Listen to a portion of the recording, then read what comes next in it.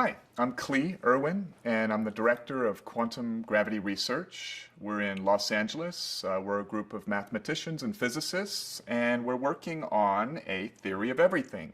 It's a quantum gravity theory. So we want to unify the theory of space and time, which is general relativity, with the theory of everything else, which is quantum mechanics. And with a first principles theory of everything, which seeks to go down deep to the very most fundamental ontological questions. That is, ontology is the study of what is real and what is not real. We are starting with the question at the beginning, which is reality random, or is reality like a deterministic algorithm playing itself out? The old Newtonian clockwork universe was a model that said if you knew the starting condition of the universe and you could compute every interaction, you could predict what the universe would be like at every step as it plays itself out. So these are two basic philosophies that are still being argued about today. The argument started with Einstein and others arguing with the fathers of quantum mechanics. So Einstein wanted to return us, after quantum mechanics came out, to the old idea of a sensible universe where everything happens in a causal way, like dominoes. And the fathers of quantum mechanics wanted to say that everything is inherently non-deterministic, non-predictable, because at the core of reality there is this fundamental stuff of randomness. And so today a lot of physicists are still on one side or the other of this divide. So that's this great ontological fundamental question: is reality random or is it deterministic? And interestingly enough, free will and the very notion of consciousness comes into play here, because if everything is a pre-written script, an algorithm deterministically playing itself out, well then in a sense you don't really have free will, you just think you do. But if reality is deeply non-deterministic, well then there may be an opportunity in there for you to really think that you do have free will. So we are soon to publish a paper called the Code-Theoretic Axiom, the third ontology. And so it offers a third choice to argue about. And that is the idea that reality is not a deterministic algorithm playing itself out, and it is also not a purely random system. That instead it is a language in action. And the thing about languages is you can never predict with certainty what is going to happen with a language. For example, if I say the dog ran blank, you know that I cannot say the dog ran cat, because if you understand the rules of the language, you would know that that's not legal. So you could with certainty say that I will not break that rule, but you cannot with certainty predict that I am going to say fast. I might say quickly. Okay, so human languages, computer languages, bird languages, they generally have symbols which are arbitrary, right? So we invent the letter K in English to represent the phonetic sound of K. Now, there's a special set of symbols and a special type of language which is not so arbitrary. Let us start with the idea of what a language is. A language is simply a set of symbols and rules on how you can arrange the symbols, and most importantly, freedom, called syntax, that allows you to not be forced by the rules to have an exact predetermined way that you can order things. Now, let's decompose the word symbol. What is a symbol? A symbol is an object, and by the way, an object in set theory is simply a thing which you can think of, such as an economy, humor, a brick, a letter, a number. So an object is anything which can be thought of. So a symbol is one object that represents another object. That's a symbol. And a language is a set of symbols that have rules on how you can order them, plus freedom within the rules, so that you can creatively express information. So there's this special type of language made of a special type of symbol, and these are called self-referential symbols. For example, in physics, we have this symbol, which is a triangle, which represents the idea of change. The delta symbol represents this notion that there's a difference or a change between things. And that's very arbitrary, because that same symbol, if we'd like to agree upon it, could represent a dog. But it's very interesting when we invent a language where the triangle, let's say the equilateral triangle, represents itself, the equilateral triangle. That still allows it to be a symbol. So there comes this idea that if reality is made of language, symbolism, code, the most logical type of symbols, since we live in a geometric reality, may be geometric symbols. But it's not so attractive to just think of reality as some man-made arbitrary set of rules on how you can arrange the geometric symbols. So there happens to be a non-arbitrary code. It's a mosaic tiling type of code called a quasi-crystal. And a quasi-crystal is created by taking a crystal in a higher dimension. A checkerboard, for example, is a crystal. A cubic lattice is a crystal. So you can have these crystals in higher dimensions. And when you project a crystal from some dimension by an irrational angle down to a lower dimension, you lay down in that lower dimension, such as 3D, a set of geometric symbols, a finite set of geometric shapes that have rules on how you can arrange them, and within those rules have syntactical freedom, such that you can express things with that geometric language, such as waveforms and volumes. So right off the bat, this becomes at least an interesting idea for a first principles based language that one could imagine might be useful for simulating or understanding or describing reality. And that's interesting, because such a language, a code-based reality, would be neither deterministic nor random.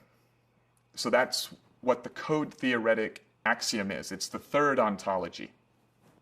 So one thing that maybe a lot of people don't understand is that there's actually no physical evidence for randomness in nature, but there is physical evidence and argument that is very rigorous that reality is not a deterministic algorithm playing itself out. There are creative theorists who are still trying to make decent arguments to bring us back to the possibility that reality is a deterministic algorithm, but it's not very popular, and the general consensus scientifically is that reality is non-deterministic. So that leaves two choices. The code theoretic axiom is why it is non-deterministic, because language is inherently non-deterministic, or the conjecture of randomness, that there's some absolute pure randomness as the stuff of reality. There's a very popular new idea happening now in the world of academic physics, which is that reality itself may be information theoretic, in the words of John Wheeler, the man who coined the phrase black hole. And what this means is, it's a philosophical and ontological idea, which is either there's this idea that there's this absolute stuff of energy, and we know how energy behaves, and we know how it converts and how it becomes matter, and we understand a lot about energy. So one can take a philosophical position that energy is this inexplainable stuff other than how it behaves. It's not information, but information describes it. That's one position that can be taken. The second choice is that one can say, no, it's not just that information describes energy and physics. It's that reality itself is literally made of information. That's interesting, because that is suggesting that reality is this abstract stuff. Now, the interesting thing is that those who say that energy is something other than information and merely described by information, they really have no suggestion as to what this energy is made of. They want to start there and say that that is the axiomatic ground. An axiom is something that you cannot prove. It's just your philosophical starting point in a mathematical proof or a physical theory. And others want to say, well, no, we know how to describe information. We know what it is, and we want to say that energy is information. That's simpler. That's what the mathematics tells us. That is the Occam's razor approach. It's more elegant, it's more straightforward, it's less enigmatic, it has more explanatory power. So here at Quantum Gravity Research, we take this more simple approach, this more straightforward approach that many people are taking nowadays, which is that reality is made of information.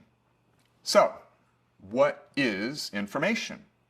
Well, information can be described as meaning. I'm going to have to explain what that means, but it can be described as meaning conveyed by symbolism, right?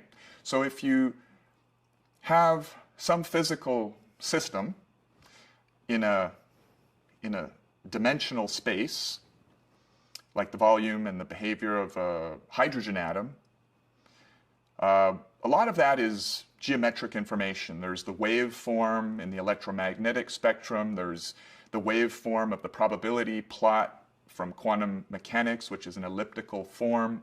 And then there's the volume of it. There's everything about physics is geometric in one way or another. So then we can conjecture that the meaning of this information is the physical structure itself. In other words, what is the meaning of a square? Well, one can say, well, the meaning of a square has to do with the fact that if it's a unit length square with edges 1, that its body diagonal is the square root of 2, and it has 90-degree angles. And we can use a square itself as an abstract symbol to represent a square. And because you can use geometric symbols to begin constructing a higher dimensional reality, for example, you can use squares to construct cubes, right? And that's a higher dimensional thing than a square. So our approach is to suppose that perhaps reality itself is this dynamical mosaic-like code, this three-dimensional quasi-crystal that describes waveform and particle information and describes change and time-related ideas and spatial-related ideas.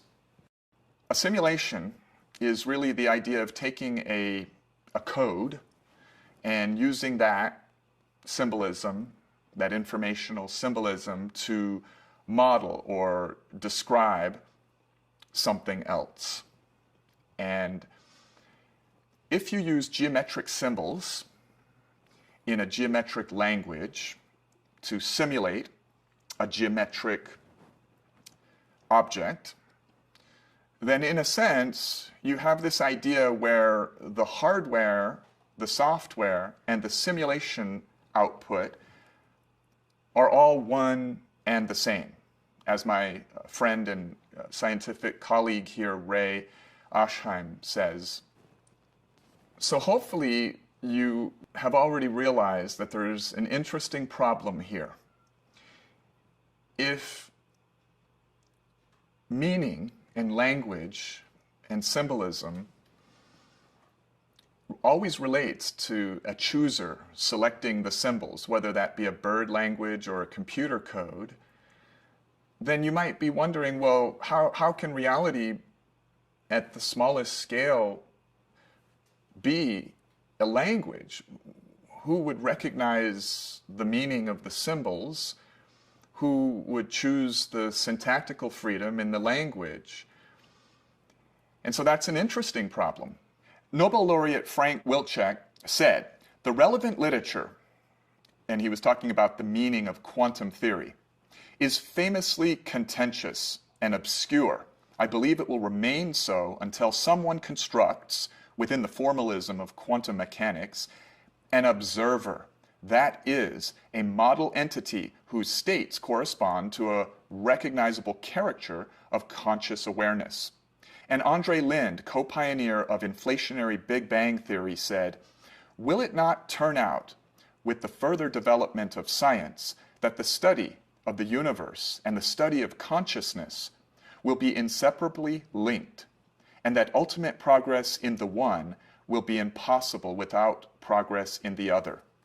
One of the last titans of physics, John Wheeler, said, the physical world has at bottom, a very deep bottom in most instances, an immaterial source and explanation.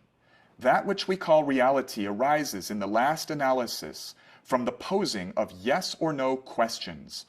All things physical are information theoretic in origin, and this is a participatory universe. So we're conjecturing here.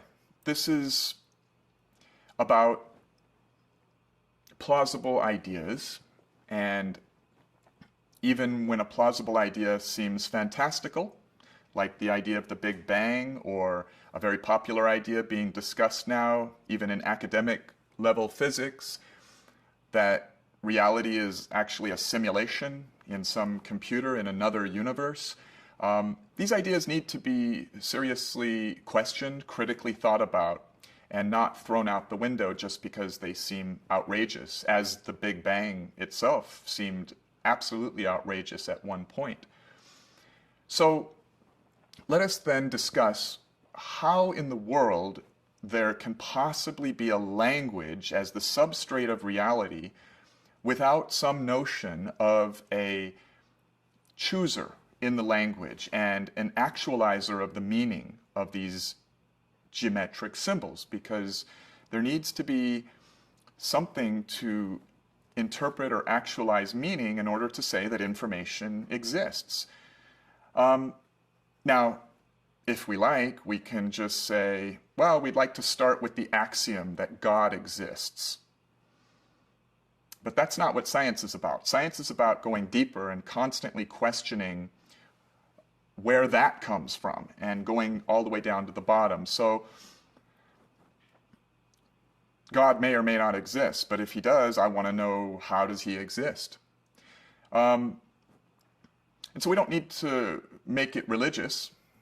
We can say, all right, well, abstractly, maybe there's this kind of universal collective consciousness. It's not like a human consciousness. Maybe it's more like the Force in Star Wars. Maybe it's more like Qi in Chinese medicine. We don't know what it's like, but we need something that is everywhere and that may be the substrate of everything and that is capable of actualizing this geometric information that we conjecture and making the syntactical choices in this mosaic tiling language in 3D that we are working with here at Quantum Gravity Research. So, what do we know about the universe? How does it behave? Well, everybody can agree that emergence is the name of the game. Quarks and electrons self-organize into 81 stable atoms. Those 81 atoms self-organize into countless chemical compounds, including the proteins necessary for life, DNA. Single-celled organisms emerge eventually in a biosphere, and then groups of single-celled organisms, each specializing in a different function, like workers in a big city, team up to form larger structures, such as animals. Eventually, some animal comes along that is so exquisitely good at choosing and assessing meaning and being creative that we label that animal as being conscious, such as a human being. So now this mysterious notion of consciousness is admitted to be real and clearly emerges from the laws of physics, is allowed by the laws of physics. Then we can ask, well, is this the end of the road? Is human consciousness the epitome of self-organization in this universe? Or does it go beyond? And just as single-celled organisms team up in the human body to allow high-level human consciousness to emerge and float upon an ocean of their existence, is it possible that large numbers of human consciousnesses can self-organize and allow for an even greater consciousness to emerge? And for that matter, since a typical human has 150 pounds of mass energy that is self-organized into their consciousness of their mind-body system, what is the upper limit of the percentage of mass energy in the universe that can self-organize to form conscious systems and systems of conscious systems that are conscious as well? Well, as far as we know, there is no upper limit other than 100%. So technically, with physics as we know it, all matter, energy in the universe can theoretically self-organize into a conscious system, a network of conscious systems that is conscious. That's our best shot at thinking through the scientific plausibility of how some mysterious collective consciousness substrate in the universe could emerge. And there's an axiom that is physically and mathematically plausible and popular, and it simply says that given enough time, whatever is possible will eventually occur. And the interesting thing about Einstein's theory of special and general relativity is that, as Einstein says, there is no difference between the past and the future. It is a stubbornly persistent illusion. And so in relativity theory, there is this object called space-time. And so in space-time, there is yesterday, and there is today, and there is tomorrow. And the three exist as coordinates in one geometric object, space-time. In quantum mechanics, there is this remarkable idea that reality is essentially non-local. That means that an object here is connected with an object here, as though you have a piece of paper and two black dots on the paper which are clearly separated by some length on your paper. Well, if you were to fold the paper, you could connect the black dots. So there's a duality where, yes, there is this curve at the fold that may be 6 inches long that separates the black dots, and yet at the same time there is this connection where the two black dots are one. They're sharing the same space. And so quantum mechanics is going through a revolution now where there are some very exciting new ideas. For example, 3 years ago, Juan Maldacena, one of the fathers of the holographic principle, and Leonard Susskind, one of the fathers of string theory, put out a paper that the wormholes that non-locally connect two regions of space and time that are predicted by general relativity are actually one and the same as the quantum entangled pairs that non-locally connect particles in quantum mechanics. In 2014, a team in Israel demonstrated experimentally that two particles can be quantum entangled over time, such that if you change a particle here in today, it changes a particle here in tomorrow, or here in yesterday, instantly. And we still, as humans, do not have a full picture of what this place, this reality is. That is, we have this theory of general relativity, which makes predictions. So we know there's at least something very true about it. And we have this other theory of quantum mechanics, which makes predictions, and we know it has some truth to it. The problem is these two theories have these axiomatic grounds that violently disagree with one another, where one boldly states that the other is incorrect in very important ways. And we still don't know what that unifying theory of everything is. There are attempts at such theories, such as string theory, loop quantum gravity, and many others, but there is no theory yet that has ever made a successful prediction.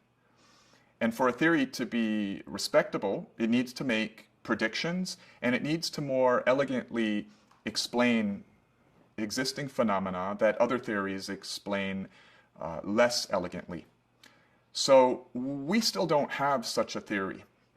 And so you could say that's the holy grail of physics, because if we were to discover such a theory of everything that would make predictions, well, it would be the holy grail of physics, because everything, chemistry, biology, even psychology, medicine, everything is emergent and builds up from that foundational theory of everything. Perhaps the discovery of a theory of everything here in the 21st century could usher in Star Trek-like technologies that could help humanity early. And so that's what we work on. We are one of the many groups trying to crack this code, this holy grail, to discover what the theory of everything is. And we take this code theoretic approach, and we use quasi-crystal mathematics. So why do we use the E8 crystal to build our three-dimensional quasi-crystals? Well, the largest thing that humans have ever built is the Large Hadron Collider in Geneva, Switzerland. In fact, it's not just the largest thing, it's also the most expensive thing. No one country could afford it, so many countries pooled their money together, and they bought this giant thing with taxpayer money. So why would humans have approved spending so much money on one thing? And by the way, what is it really? Well, what it is it's a microscope. It's a microscope that allows us to peer down in the direction of the pixel of reality, which is called the Planck length. So as we build larger particle accelerators and we can collide particles together at higher energies, we get a closer look at the fundamental interactions that occur at the very small scales. And we get data. We get scattering angles on how the particles scatter from one another. And if you take all of this data that we've gotten from particle accelerators, it builds up to a conversion table where quarks can become electrons, electrons can become photons, photons can become neutrinos, and so on. And that is called the standard model of particle physics. And in some ways, it's not exactly a theory, it's more of a table, an empirical table of the conversions between fundamental things. And strangely, the way that you can understand or describe the interconversions of every fundamental particle to every other is with higher dimensional shapes and their lattices, right? So just as a square is the basic shape that forms the checkerboard, and the checkerboard is a lattice, the higher dimensional shapes that form higher dimensional lattices or crystals are, in some cases, the way that these particle conversions all map to one another. So if one were seeking to understand, well, what is this unifying theory of everything, they would pay attention to the relationships of the vertices of one of these higher dimensional lattices. So one of the higher dimensional lattices is E8. And there are very impressive models and physical papers that have been published that show how E8 and its subspaces maps all these particles to one another. It's very strange because it appears that we live in a three-dimensional reality, and yet the relationships of particles, called gauge symmetry relationships, correspond to these hypercrystals. So what we do is we take this hypercrystal called E8. So you can think of E8, well, if you were to take oranges and ask yourself, well, what is the most efficient way that I can stack oranges in the supermarket so that the most oranges take up the least amount of space, the densest packing? You would pack them in the typical way that you see cannonballs stacked or oranges stacked, and every place where you see an orange kiss another orange, you could make a point. And then you can throw away the oranges and then draw lines between the closest neighboring points, and you'd have a crystal called the FCC lattice. So you can do that same thing in higher dimensions. If you had an 8-dimensional supermarket with 8-dimensional oranges, you could ask yourself, well, what is the densest way to pack 8-dimensional oranges? And then you could take the place where those oranges kiss and throw away the oranges, draw lines, and then you would have the E8 lattice. And inside that, you have the E7 and the E6 lattice, etc. And these are these lattices that have been shown to correspond to the gauge symmetry unification of all particles and forces in the standard model of particle physics. So what we do is we take this 8-dimensional crystal, a slice of it, and we project it down to a lower dimension in the same way that you could project a wireframe cube using the sun to a shadow on the cement. And when we project this 8-dimensional lattice to 3 dimensions, we get a quasi-crystal. So we get a language, a code made of geometric characters in 3 dimensions that have rules. It has ordering rules. If you want to make a dynamical animation on it, you have to follow the rules. And the patterns that the animation makes are both wave-like and particle-like. And the whole thing is spatial. So the thing about projections is that with a little simple math, you can take a projection and you can decode what the higher dimensional thing is. For example, you're looking at me on your monitor, and your monitor is flat in 2D. But you are an instant decoding machine. Your mind extrudes out what you see in 2D to build a 3-dimensional model in your mind. So when you watch a movie, you are experiencing the information of a 3-dimensional situation. You perceive characters having depth on their faces. You perceive the nose being at a different place in 3-dimensional space from the ear. Similarly, when you take a projection, such as a shadow, you can understand or interpret its 3-dimensional reality. And so, with a little bit more rigorous mathematics, we can take the quasi-crystal, which is a 3-dimensional shadow of an 8-dimensional thing, and we can decode or recover the 8-dimensional information. Let's simplify. In the quasi-crystal, projected from E8, we can recover the gauge symmetry unification physics of all particles and forces in the standard model of particle physics. We can have our cake and eat it too.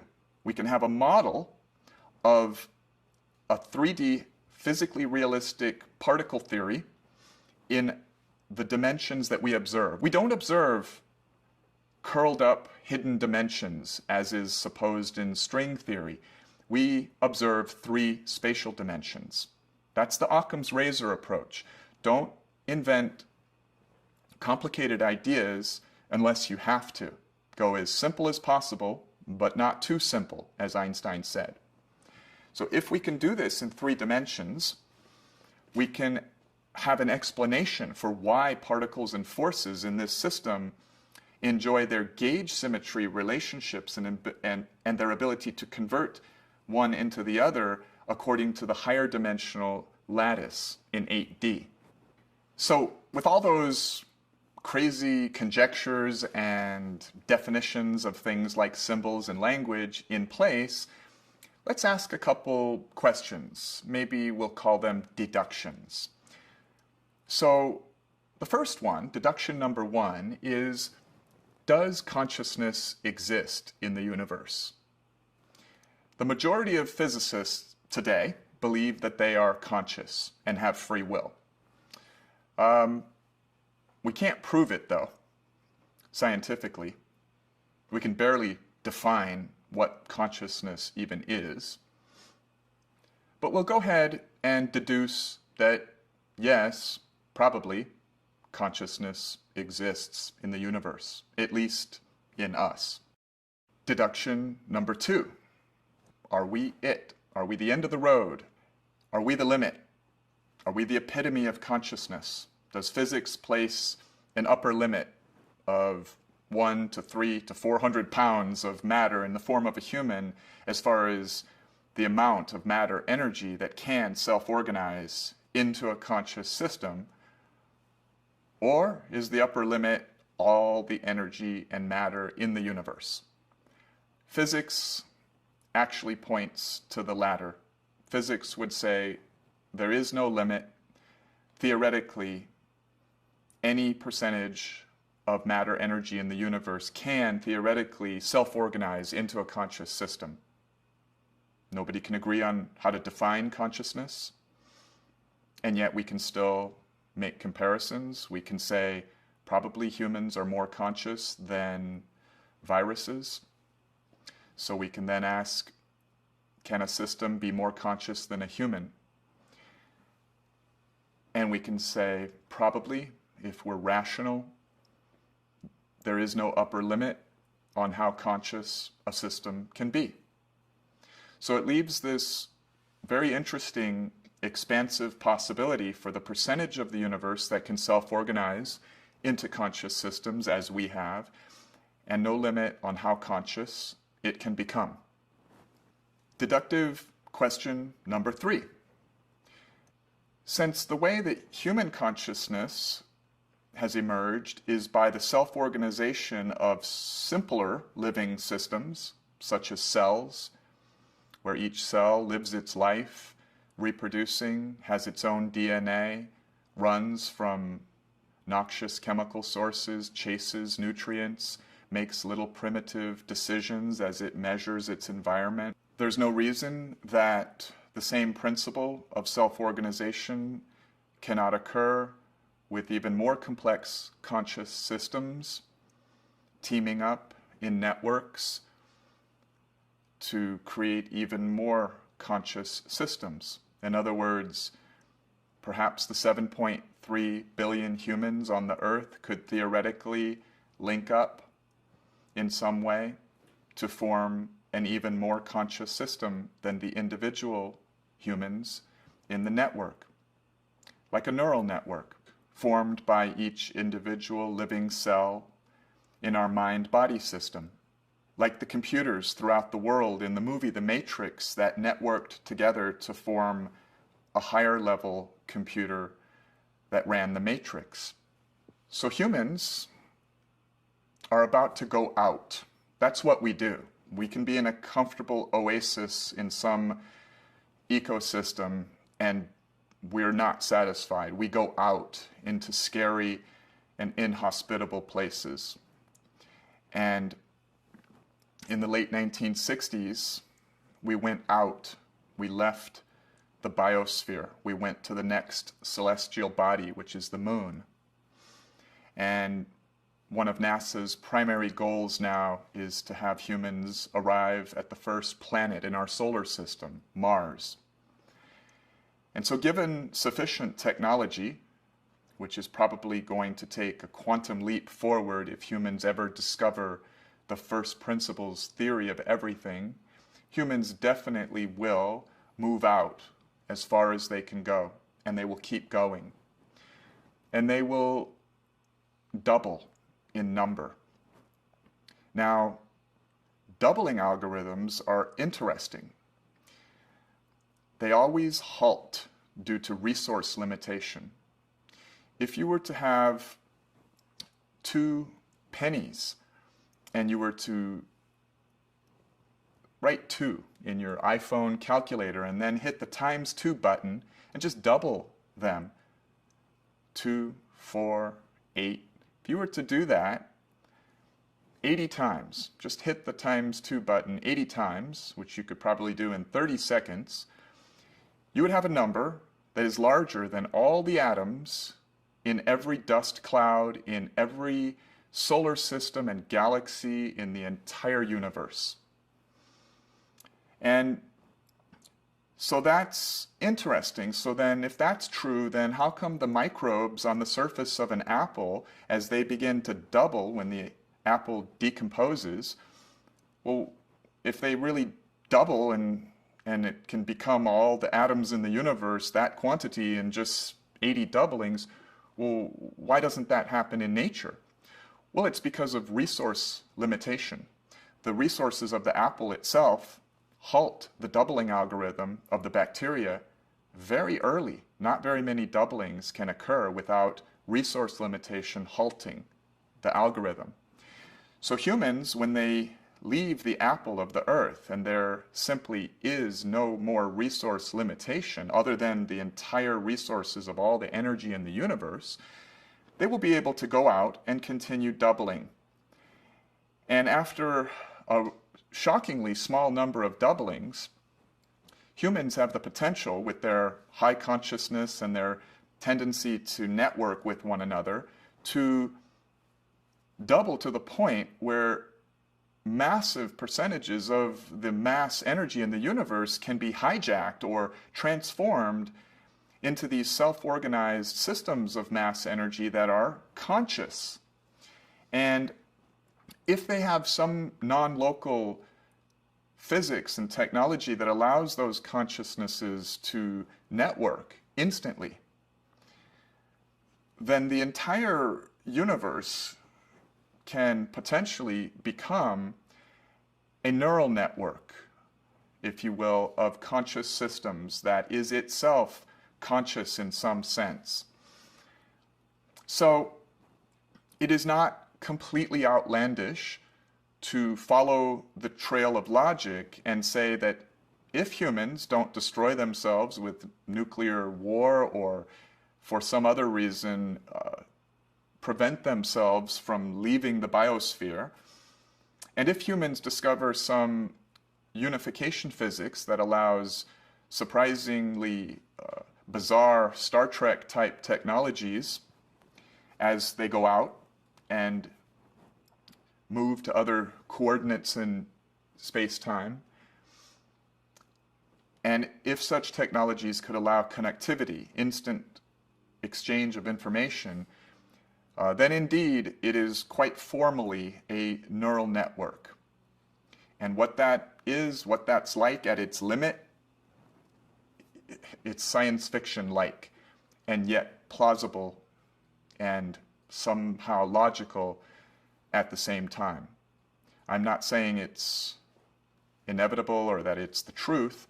I'm saying it is logically consistent, and there is nothing in physics that we know that absolutely prohibits this.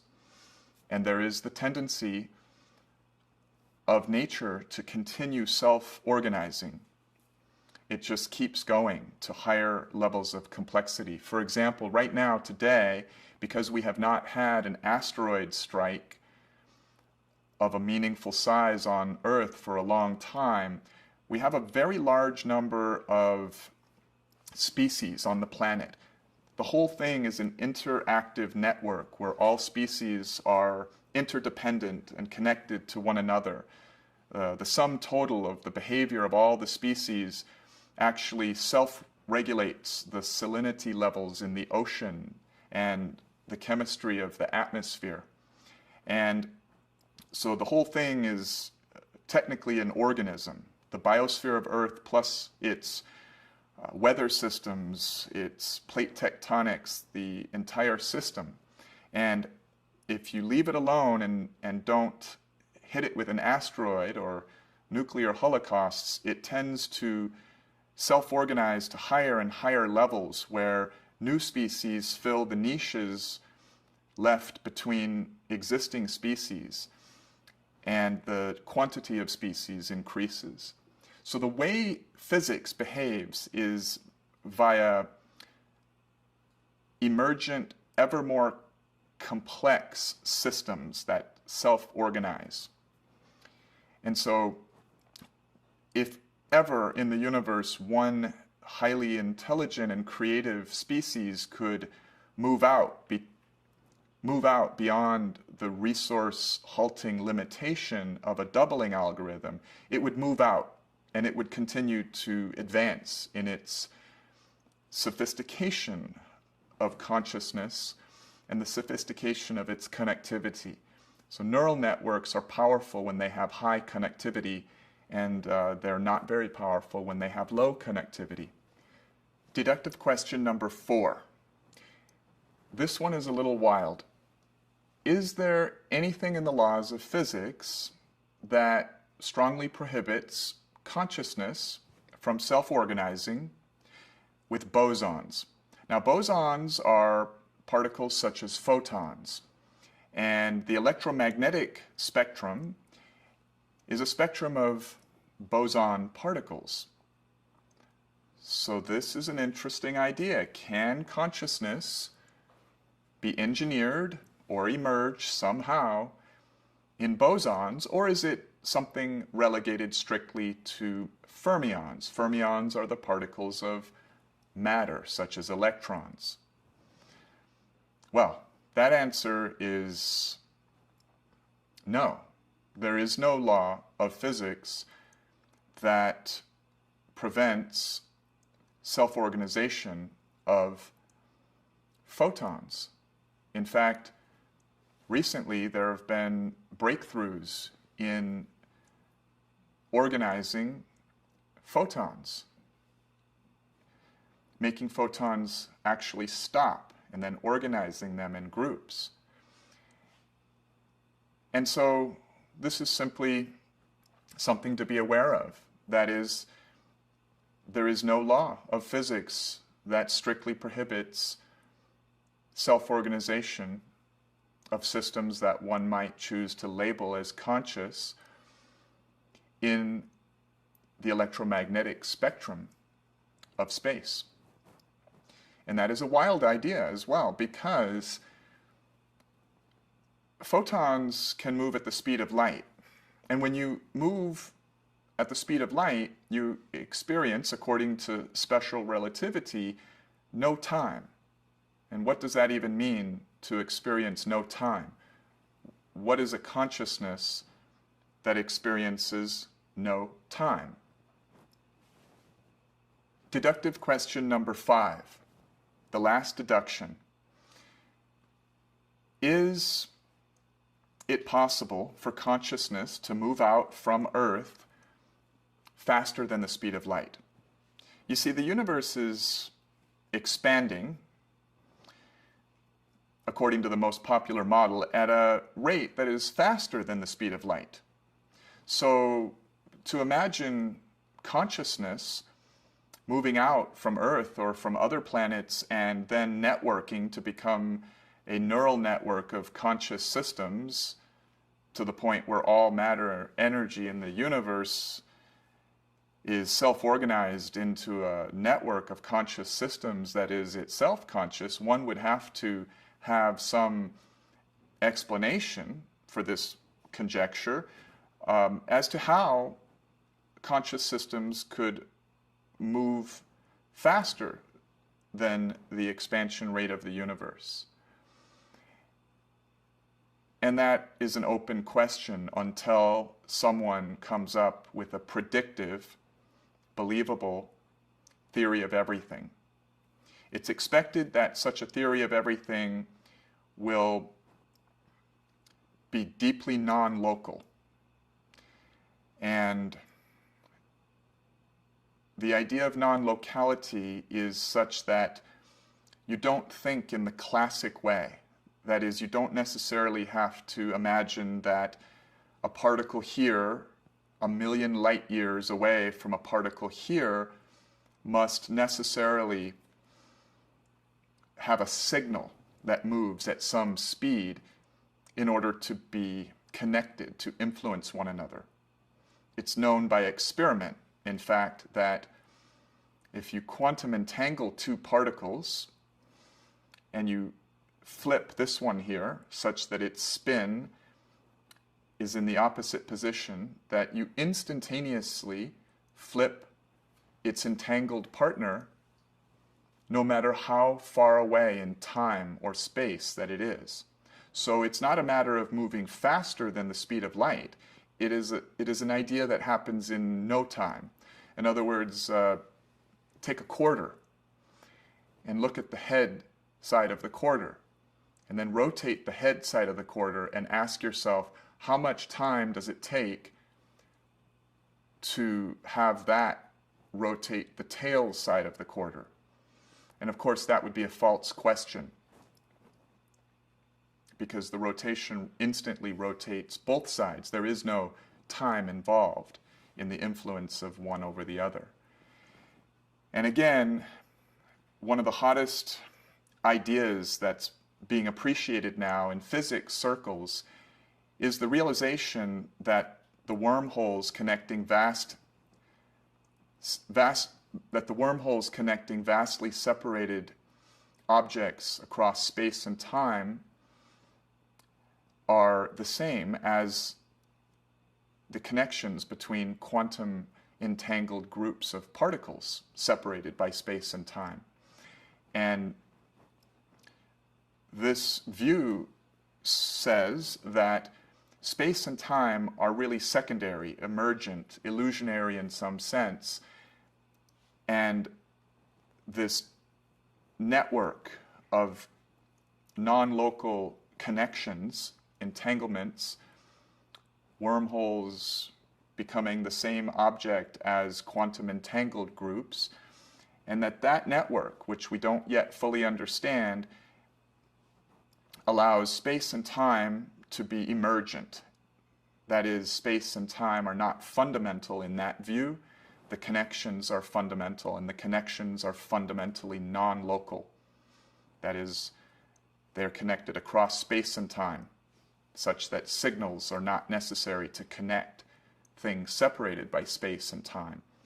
Now, if humans could discover this supposed theory of everything, perhaps they could harness new technologies that exploit that knowledge to allow ourselves, our consciousness, maybe in light form, in the form of photons, or in the form of matter that's remolecularized at different coordinates, to expand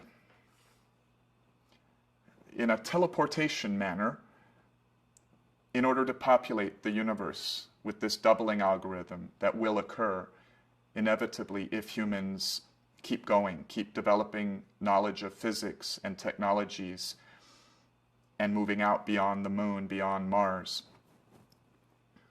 And related to this set of fantastical ideas is a principle that we have in nature. Emergence is the principle. And the idea of emergence is that the emergent thing is not in any way the sum of its parts. You cannot understand human consciousness, mathematics, music from the parts. You cannot just add the complexity of the atoms or the molecules and understand it. The emergent quality, which is physically real and interactive and influences the rest of the universe of an emergent system, is not the sum of its parts. A great analogy, again, is the bacteria on the apple. A typical apple has some few million bacteria on its surface, and it is an absolutely insignificant force, this bacteria. It cannot compete with the intermolecular forces that hold the apple together, with gravity. It cannot compete with the standard forces. But if you allow a doubling algorithm to occur, and you allow that bacteria to double and double and double only 10, 12 times, this force, this influence, this collective behavior of the bacteria eclipses the other forces that define the destiny of the apple and define the apple itself. And they completely take over the other forces to control the destiny of the apple. They decompose the apple down to the molecular level, returning its elements back to the soil. And similarly, if consciousness can double and expand and network, and there are no resource limitations other than all the energy and matter in the universe, consciousness as a stuff, this enigmatic, impossible to explain stuff that terraforms wilderness into the skyline of New York and changes the atmosphere. And that's just the tip of the iceberg. This stuff that absolutely influences in increasing ways the physical universe can become exponentially more powerful to the point where it becomes one of the defining characteristics of the universe and the destiny of the universe. So again, these are ideas that are fantastical and sound more like they should be in a science fiction book. And yet at the same time, they're absolutely reasonable, plausible, and do not violate anything that we know about today in physics. And in fact, are somewhat more related to some of the newer realizations about physics, such as the realization that the wormholes of space-time theory may very well be the quantum entanglement of non-local quantum theory.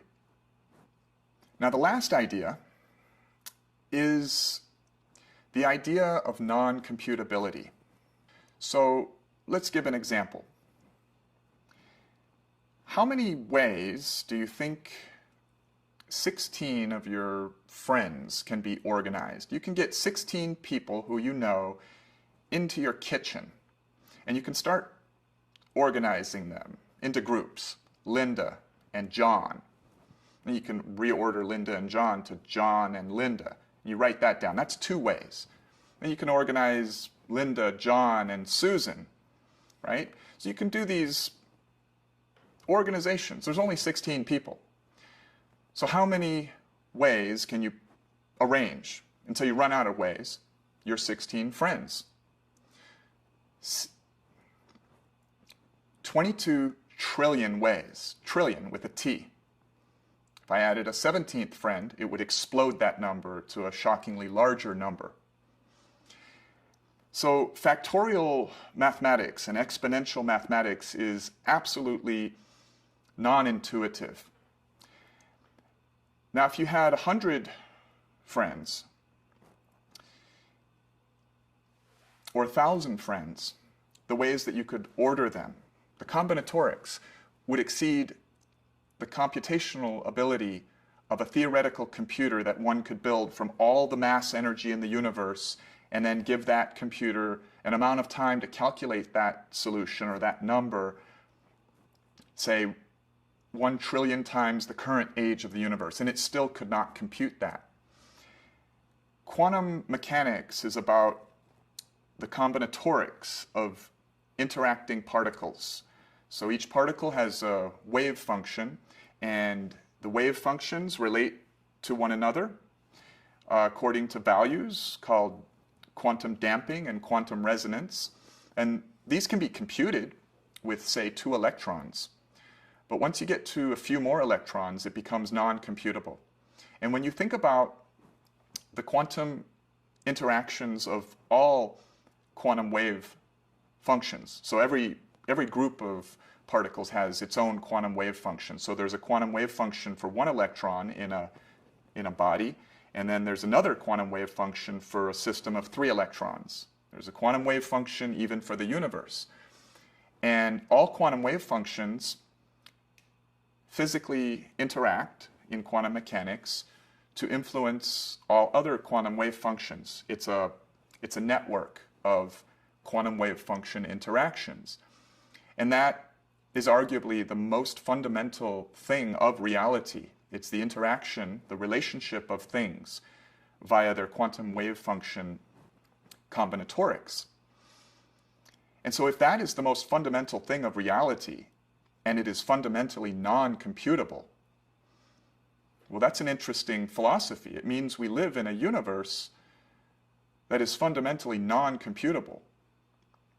You can compute the separate objects, but you cannot compute the emergent combinatorics of the objects. And it's those emergent combinatorics that is the deepest thing with our deepest theory. Our deepest theory may very well be quantum mechanics currently. And so that is a theory of interactions. Interactions that are in principle in a finite universe non-computable. So the very stuff, the very most elemental stuff of reality is this non-computable result. And so consciousness itself is likely non-computable. Because again, if 16 friends have 22 trillion ways that you can order them, imagine the atoms in a single neuron within your brain. There are countless billions of atoms in one neuron, and they all are interacting quantum mechanically. And that interaction describes the emergent behavior of the electromagnetic connections and all of the emergent physics of chemistry that come after the quantum interactions. So it's mysterious that this non-computable stuff is likely the most fundamental stuff and that it cannot be computed. It's interesting that consciousness itself is non-computable. Although there are people today, serious people, trying to simulate consciousness, which doesn't really make a lot of sense, because if consciousness is a system of particles and the particles are fundamentally the quantum interactions of the wave functions of every combination of particles, it cannot be computed. So it may be a naive attempt, but perhaps they'll come up with something interesting. Now, let us play along and suppose that if the code theoretic axiom is true, that reality is based on a code, we can ask a question. We can say, is it an efficient code? Or is it just some arbitrarily inefficient code that's not maximally efficient? So to give us clues on that answer, we can look to really fundamental things about physics and nature. And one of the most fundamental things is the principle of least action from classic physics. And the principle of least action essentially says that for nature to do something, she chooses to do it in the most efficient way possible. Now, the principle of least action led to Emmy Noether's second theorem, which is a theorem about symmetries. Symmetries such as the inverse relationship in special relativity, where when you move a particle of mass at a higher velocity, its time slows down. And when you move it slower, its time speeds up. And there are symmetries all over nature. And so Noether's second theorem is the foundation of the standard model of particle physics, which we discussed previously, where all the particles and forces in nature can convert into each other. In the standard model, everything except for gravity and space and time theory. But that standard model of particle physics is fundamentally about efficiency. It's about Noether's theorem and how that is really an outgrowth of the principle of least action, and that's really about efficiency. And when one thinks code theoretically, one is always worried about how you can more efficiently express meaning in a code. A Silicon Valley programmer can get paid a lot of money if she's ingenious enough to figure out more efficient compression algorithms or coding schemes that allow the same meaning to be expressed in a hardware and software system with less symbolism, less code, because code is expensive. Every time you operate a portion of a code in a computer, you have to use electricity to open and close logic gates, and electricity costs money. So they pay people to figure out how to make codes more efficient. A poem is the use of English as a code to express a lot of meaning with a small amount of words. So yes, the answer would be probably nature would somehow use an exceedingly efficient code if it is code theoretic. If reality is based on the code theoretic axiom, then it probably uses an exceedingly efficient code. In fact, it's safer to say, instead of just exceedingly efficient, safer to say that nature probably uses the most efficient code possible for the purpose. And the purpose is obvious. The code is simulating this reality, this physics, quantum mechanics, chemistry, this three spatial dimensions, this change in this three spatial dimensions, the physical reality. So what is the most efficient code possible to simulate or express the meaning of this changing, dynamical, geometric reality? And so the paper that we're discussing has an addendum, which is called the principle of efficient language. So the paper is about an axiom, which is the code theoretic axiom, stating that reality is code theoretic. It's based on language, code, and it's not inherently based on this substance of randomness, and it's not a deterministic clockwork universe playing itself out in a deterministic way. And the code must, because of evidence that we have from observing nature, it must be very efficient. And if it's very efficient, it's more logical that it would be maximally efficient as opposed to just stopping short. And so we plan to publish a proof of what the most efficient binary code is. So let's go to codes. In a language or a code, if you had an alphabet with a billion letters, it would probably not be a very efficient language. It's a billion letters, and let's say there's a similarly large amount of rules. It's just way overly complicated. It takes a lot of resources to run a complicated code. So the name of the game with codes, like Morse code, made of 2 letters, 2 characters. A character can be a duration in time, as in Morse code, there's a length of time. Or it can be like binary code that runs our digital world, where it's just really on or off, open or closed, 0 or 1. So the quintessential limit of efficiency is generally a code that, for whatever its purpose, has the least number of symbols, letters, characters. And generally, the most general codes that can express other codes are binary codes. So one can ask, well, if this universe supposedly is made of code, How do we even start to think about what the most efficient code would be? Well, with quasicrystals, we can realize that each, let's say, three-dimensional quasicrystal is a network of two-dimensional quasicrystals. Some of you may be familiar with the Penrose tiling. That's a two-dimensional quasicrystal. And each two-dimensional quasicrystal is a network of one-dimensional quasicrystals. And with our quasicrystal, derived from E8 because it relates to particle physics, our one-dimensional quasicrystals are called Fibonacci chains. They're sequences, they're codes made of a long length and a short length, where the ratio of the long length to the short length is the same as the ratio of the long length to both lengths together. And that's called the golden ratio.